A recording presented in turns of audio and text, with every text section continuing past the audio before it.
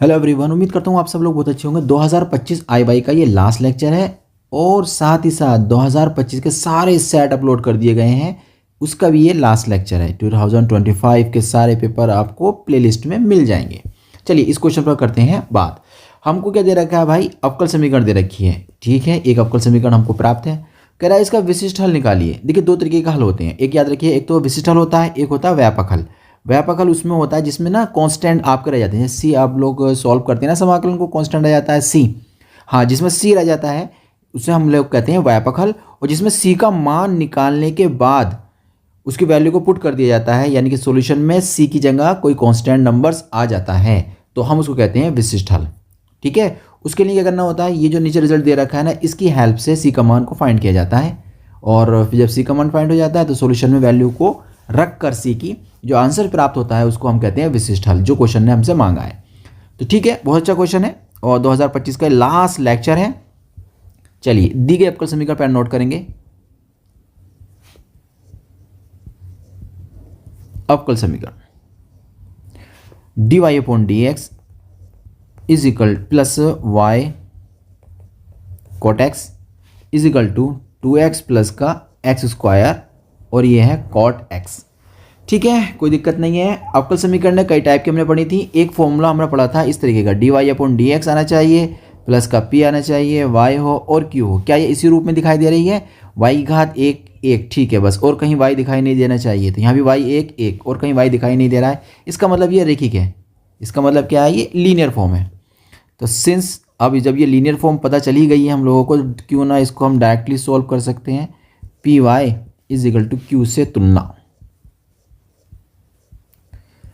अवकल समीकरण के क्वेश्चन आपको पेपर में मिल ही जाएंगे, कम से कम 2 क्वेश्चन मिलने हैं यहाँ से अवकल समीकरण से, यानी कि ये चैप्टर अच्छा है, इंपॉर्टेंट चैप्टर में काउंट किया जाता है। इसके बाद निकालते हैं आई एफ। आई एफ कौन होता है? समाकलन गुणांक। पेपर में पूछ लिया जाता है समाकलन गुणांक ज्ञात कीजिए, तो आपको याद रखना पड़ेगा कि वो लीनियर बनाकर ही सॉल्व किया जाएगा। ठीक है, कोई दिक्कत नहीं है। समाकलन पी का मान कितना? पी का मान दे रखा है हमें कोट एक्स, कोट एक्स का हम समाकलन कर देंगे। हम सब जानते हैं कोट का समाकलन कितना होता है, जल्दी बताइए, याद है या नहीं? अगर याद नहीं है तो उसको थोड़ा याद कर लीजिएगा, नहीं तो कुछ बातें ऐसी हैं जो आपको समझ में रहनी चाहिए। जैसे हम लोग अगर बात करें कोट की, तो कोट जो बनता है एक्चुअली में बनता है कॉस अपॉन साइन से, है ना, cos x upon sine x से।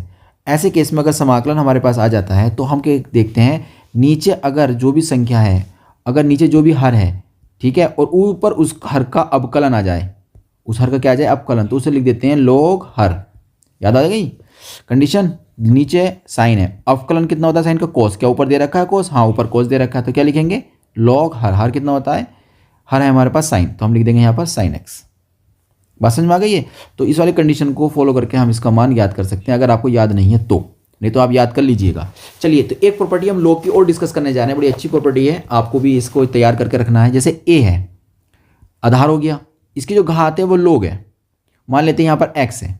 ठीक है, आधार ना लॉग का भी एक्स है, ए है, मतलब आधार ए है, लॉग का आधार भी ए है। अगर दोनों केस सेम सेम होते हैं, जो रिजल्ट होता है ना, ये यहाँ पर लिख दिया जाता है। ओके, बात समझ में आ गई है? हमारे यहाँ ई है आधार, घात में लॉग है, और उसका आधार भी क्या माना गया है? ई माना गया है। अगर ये दोनों सेम है तो रिजल्ट कितना आ जाएगा हमारे पास? साइन एक्स आ जाएगा। ये कंडीशन आपको तैयार करके रखनी है। इसका मतलब यहाँ से निकल कर आ जाएगा साइन एक्स।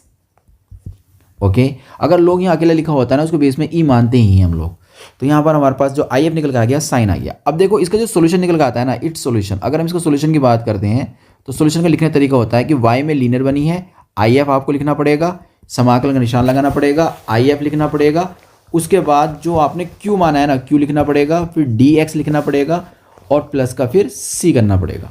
ये इतना काम यहाँ पर करना होता है। चलिए, इतनी बात आपकी समझ में आ गई होगी। वाई आई एफ निकाला है हम लोगों ने, साइन एक्स, आई एफ कितना है? Sine x. क्यू कितना था?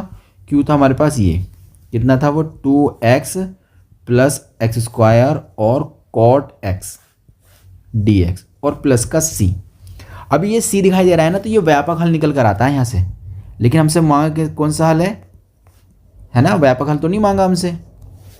ठीक है, अब क्या करेंगे, हम इसको अंदर एंटर कर देंगे साइन को, तो कितना हो जाएगा? 2x हो जाएगा, साइन एक्स हो जाएगा, प्लस एक्स स्क्वायर हो जाएगा, साइन एक्स हो जाएगा। अच्छा, इस कोट को मैं क्या कॉस अपॉन साइन लिख दूं? लिख सकता हूँ, नहीं तो अगली लाइन में मुझको लिखना पड़ेगा, तो यहीं कर देते हैं इस काम को भी, है ना, प्लस का सी, यहाँ साइन साइन का इसलिए मैंने करा था। ठीक है, अब इनका समाकलन को मैं अलग अलग कर लेता हूँ, y हो जाएगा साइन x हो जाएगा, इतना समाकलन अलग कर लेते हैं 2x sign x dx plus इतना समाकलन कर लेते हैं हम लोग अलग, यहाँ एक्स स्क्वायर बचा, एक ही बचेगा यहाँ पर cos x dx प्लस का c। ठीक है, यहाँ तो कोई दिक्कत नहीं है। अब थोड़ा सा काम और करते हैं, देखिए y साइन x 2 बाहर ले लेते हैं, x साइन x हम लोगों ने यहाँ छोड़ दिया।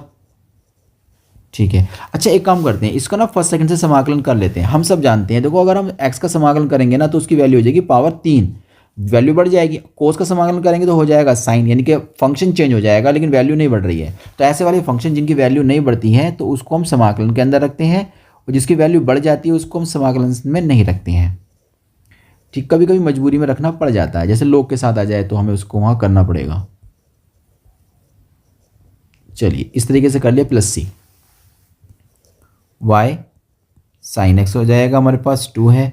अच्छा इस समाकलन को मैं ऐसे ही रहने दे रहा हूँ। देखो अब आप कहेंगे क्यों ऐसे रहने दे रहे हो, अभी मैं आपके सामने एक रिजल्ट बड़ा प्यारा निकल कर आएगा। देखो यहाँ क्या हो जाएगा, एक्स स्क्वायर हो जाएगा। हम सब जानते हैं कोस का समाकलन कितना होता है, साइन होता है। ठीक है, कोई दिक्कत नहीं यहाँ तक। तो इसके बाद देखो यहाँ इसका अपकलन करो, कितना बनेगा 2x, इसका समाकलन करो कितना बनेगा साइन x और dx प्लस सी। अब देखो ये रिजल्ट सेम सेम नहीं दिखाई दे रहा है आपको, दिखाई दे रहा है ना, इसलिए मैंने इसको ऐसा कर दिया था।